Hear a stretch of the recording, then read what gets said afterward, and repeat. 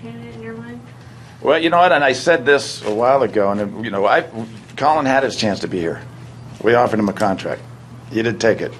So, you know, and as I said in my deposition, and I don't know if I'm legally able to say this, but, you know, he's had his chance to be here. He passed it. The Broncos finished 5-11 last year, but that Super Bowl window is still open. To take advantage, they need to make the playoffs. I'm Adam Reagan. Here are 5 reasons why they will make it. Number 1, they still have Von Miller. A lot of you were unimpressed by his 10 sacks last year. Here comes Miller! I blame the same millennials who hated Solo, a Star Wars story. You're jaded by greatness. Number 2, they drafted Bradley Chubb. Drafting behind the Browns is a lot like drafting behind my boy Mark DiPaolo in our fantasy league. He took Julio over AB last year, but you know what? The Broncos had similar fortune in the real draft. Number 3, you know what? The rest of their draft was pretty great too. Cortland Sutton thrived last year with a bad quarterback, which should be familiar to Broncos fans. Oh, and Royce Freeman is the truth. Number 4, they didn't draft a quarterback. Hey, look, we can debate if Case Keenum was a fluke last year or not. Pass is caught! Unbelievable! But he has a much better chance of succeeding now that he doesn't have to look over his shoulder. And number 5, the Broncos have a sense of urgency. They have the same formula that won them a championship in Super Bowl 50, and they will be ready to go this year. As you see here, there are a number of running back battles taking place around the league, even a few that are not listed here. Denver is definitely one of them. LT, which way do you see the pendulum swinging in this one? Yeah, I think Royce Freeman has a leg up just because, you know, this guy's a dynamic talent, and we saw that at Oregon.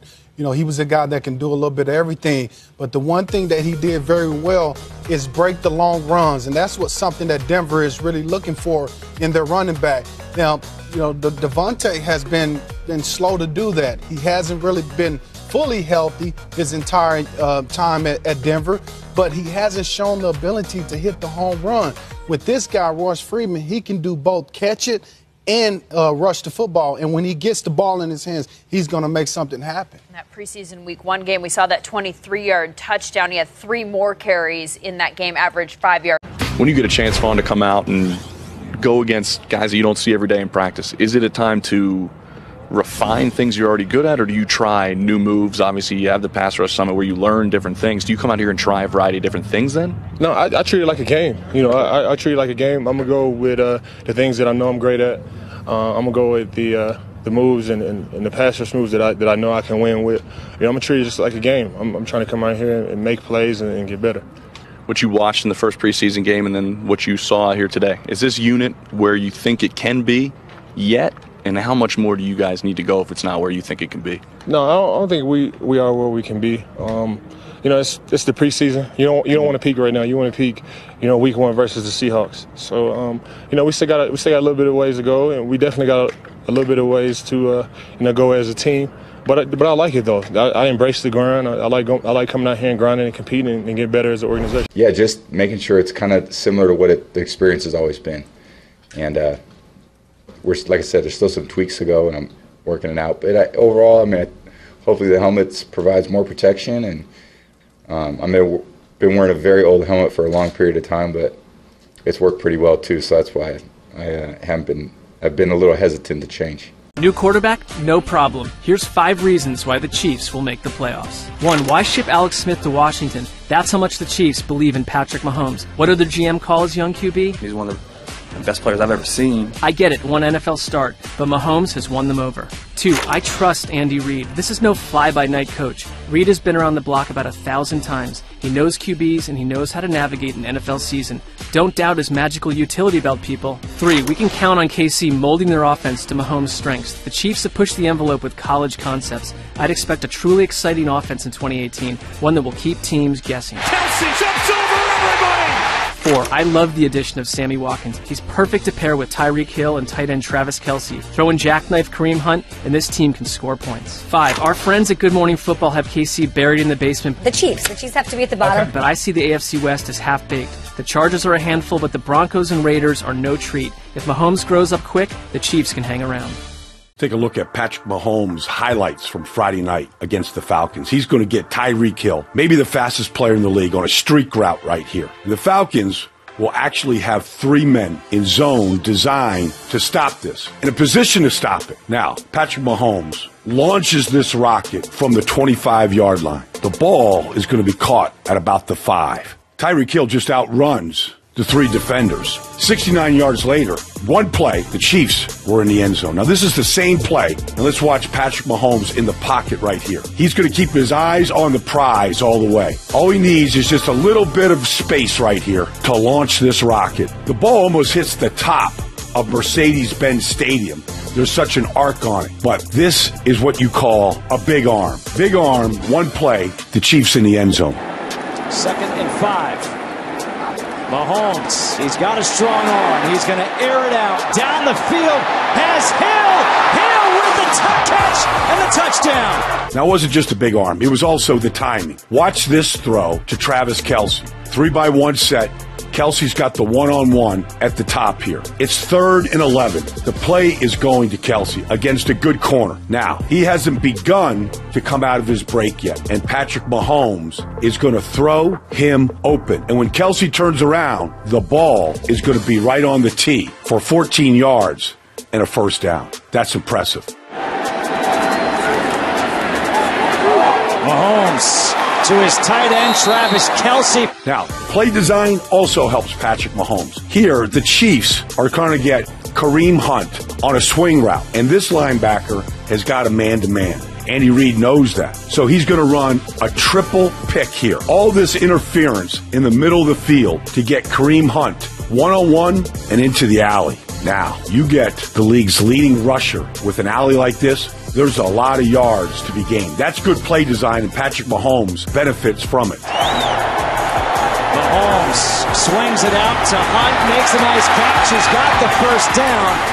Same thing here. This is just I formation. They're just going to run hard run action at the Falcons. They have to respect it. It's the league's leading rusher running behind his fullback here. And then they're going to bootleg off it. And they want to get Kelce across the middle of the field on a drag. Good play design. Everybody has it. Now, you get Mahomes out here, shoulders square. Can he get the ball to Kelce? Maybe. But he's not going to force it right now. So he sees 7 yards. Former baseball player, knows how to slide and get down.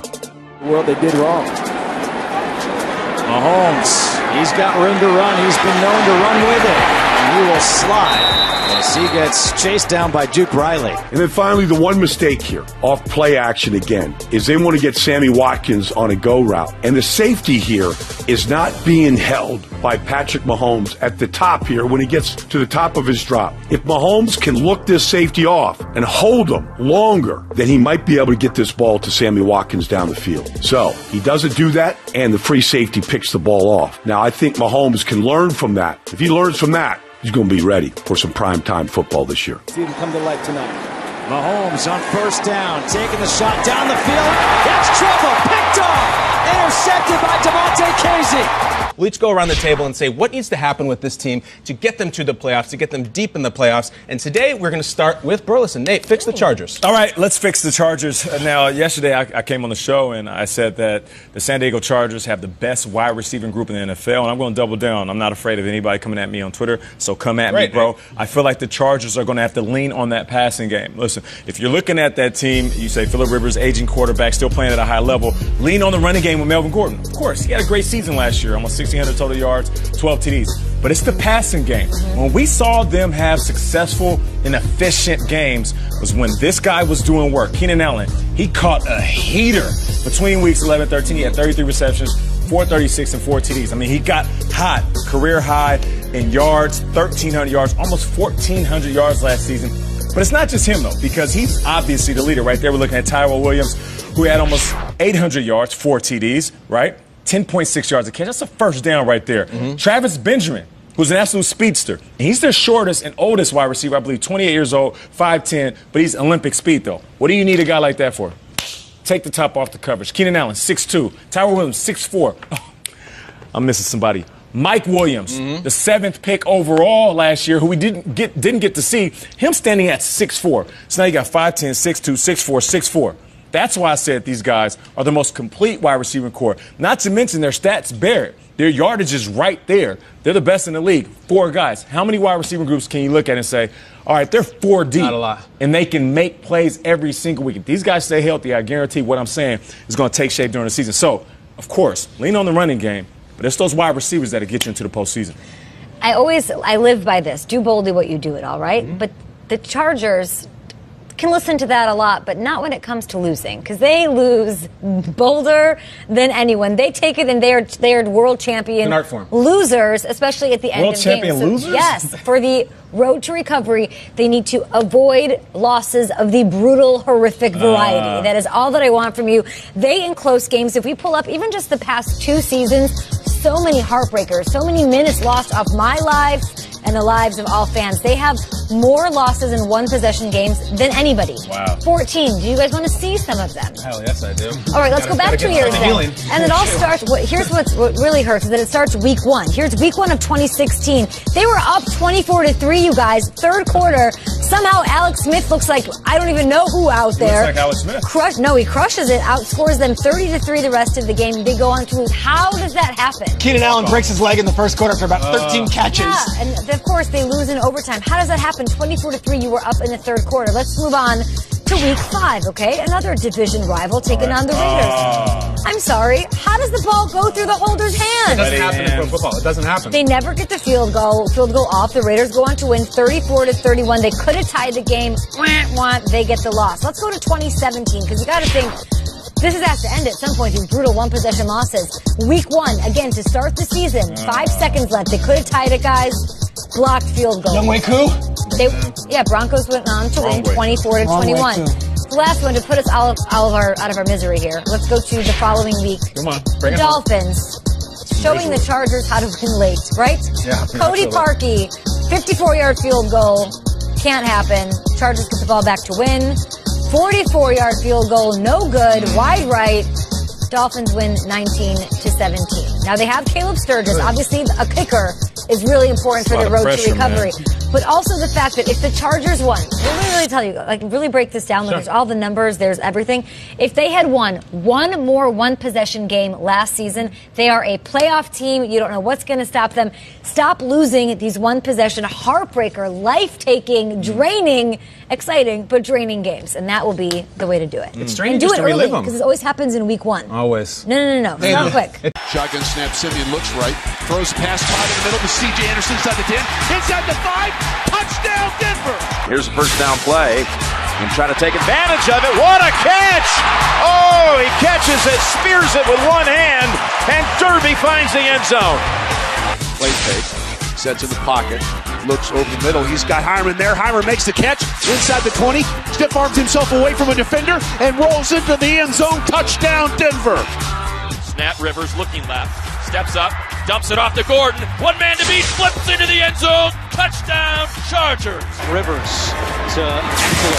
Eckler gets away, trying to tightrope down the sideline. He stayed in bounds. Touchdown, L.A. What a play by the rookie, Austin Eckler. Kick is away. It's low and it's wobbly. Takes a big bounce into the hands of Benjamin at the 45. Now at the 40 to the 45-50. Still on his feet. 45-40. Nobody in front of him. Touchdown, Chargers. Left side of the formation. Now a quick getting draw. Kareem Hunt at the 40-yard line. Angling left 30. He's at the 25, 20, 15, 10, 5. Touchdown! Kansas City! Fake everybody. They do a little flip to Kelsey. And he jumps over everybody. Touchdown! Hill will take it at the 18. First man misses. Going to the right side. Needs a block. Gets by that guy. At the 30, look out. 40-yard line. Tyreek Hill midfield. Catch it back right. 35, 30, 10, 5. Touchdown! Second and goal. They run it. And it's Washington who takes it across. Here's Carr looking for a long ball. And that is Holton. He's got the catch. And he's got the touchdown. Letting the chin strap of the logo at midfield off the right side. Big hole, Lynch is gone. 30, 20, beast mode. Touchdown! Raiders! 12 was Lamar Jackson. Patrick Mahomes, 11. We'll get to him later in the show. Let's go 10 through 6. Let's see who else we had. Aaron Rodgers, 10. Garoppolo had a good game, 9. John Gruden fascinates me, 8. Le'Veon Bell, still not with the Steelers at 7. Kirk Cousins, 6. Now we're down to the final 5. Rare. Who are the 5 most fascinating people in football this year? Number 5 is this guy, Sean McVay. Last year at this time, Sean McVay was a mere curiosity around the league. Hired at the age of 30, he's not only the youngest coach in the league, but he was tasked with improving the 32nd ranked offense from a year before, charged with igniting a dormant fan base in the country's second biggest media market, and paired with a first overall pick that didn't necessarily look the part a year earlier. So how'd he do? Well, the Rams finished first in their division. The team became the hottest, coolest thing in both the league and Los Angeles. They thrashed the defending division champion Seahawks in front of the 12th man, 42-7, essentially knocking him out of the playoffs. And they went to the postseason for the first time since 2004. But it got better, right? The accolades. Todd Gurley, Offensive Player of the Year. Aaron Donald, Defensive Player of the Year. Jared Goff, maybe the most improved player of the year. And this guy, Sean McVay, won the NFL Coach of the Year. He's Mozart with a clipboard, right? That's what we heard at the end of last season. He's young, he's confident, he's brash, he's dialed in. But you know what happens when young guys get showered with a lot of praise after just 1 year on the job in this ultra-competitive business? They become marked men. Jealousy. There's fire. There's a desire to knock them down off their perches. Perhaps no coach in NFL history has put on a higher perch than Sean McVay heading into 2018. Bryant Gumbel, who doesn't go on the road for many HBO Real Sports pieces, went on the road into Encino in his house and called him young, buff, and handsome. How do you think that went over with Bill Belichick and Dan Quinn and Andy Reid and the rest of the great coaches hearing what a genius Sean McVay is? Then again, there he was in Athens, Georgia, the Wonder Boy, speaking at a panel in a coaches conference, being promoted with equal footing as Bill Belichick as they shared the stage for something for other young coaches. This offseason, the Rams went all in. They courted Ndamukong Suh with Hollywood and Nobu and all that stuff in Malibu, and they added him to the roster. They added Talib. Talib openly said he'd rather play there than San Francisco. They got Marcus Peters, who was suspended for games by his own team where he was an all-pro for disciplinary reasons, but McVay said, come and bring it. I'll fix you.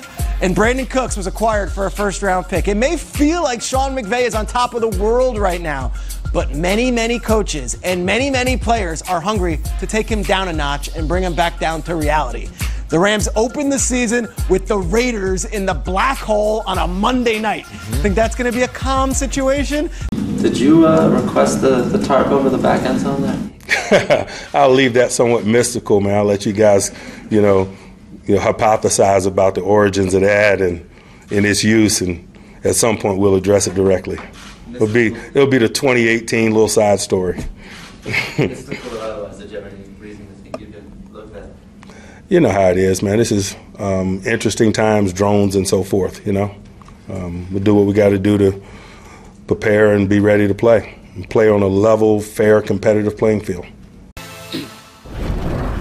One of the biggest Raider fans out there, Ice Cube, with us here in studio. He's a fan of them, and we are a fan of you. So much so, sir, that Willie McGinnis showed up to work today, totally unaware of the fact that you were on this show, wearing this shirt. Are you getting a piece of that? That is a By Felicia shirt right there. That is a By Felicia shirt. Yeah, I ain't getting no piece of that. You didn't get a piece of that? You know how bootlegs go. They got them all over the balls. I got about 6 of them. Yeah, we got chase them now. I got to send some goons in there to get my money. Look at my expression, like I'm just sitting there, like looking like a dork. And he swears that was a coincidence. It was. I knew you were on the show. I was like, this That's is California love. That's what you call it. Always. Right. All day, every day. Okay, so you're Raiders. What are your expectations this year? I have no idea. No? I don't. It's a whole new regime in there with John Gruden, and we'll see how they play. I know he knows X's and O's. I know he's a quarterback guru, and I know how he is. He's a fiery guy, and I just want to know, can he communicate with this new player, and will they play hard for him? Because that's the key. That was one of my questions coming in. He's so old school, but he's been around the game for a long time, and he understands it. So coming in already, the communication, being able to get guys to buy in, guys like Khalil Mack, who's not there, who people say we haven't even had a conversation, a real conversation yet. And this is probably one of your best players, you know, not just on the team, but in the league. That's trouble. You know, about 4 or 5 top-notch players, that's your best guys, and it's the core of the team. You know, what are we doing? You want to see more beast mode this year, or? Yeah, I mean, he was looking good, you know, in the preseason game. I think he's ready. He's always ready to play. So, you know, I would love to see more beast mode, but I want to see Amari Cooper come alive. Right. I think he got to show that he's the man. You know what I mean? You the man. AC, you the man. I done told you. Go out there and do your thing. If there's anything we've ever done that I'm particularly proud of, I would have to say that the perpetuation of the greatness of the Raiders, to take a professional football team and give it a distinct characteristic that's different from all others. I'm going to tell you something, man. If you guys don't know how big a win that was, you'll know tomorrow. It's a hell of a win. It's a team effort. Offense, defense, special teams. Now, the effort was outstanding. Outstanding.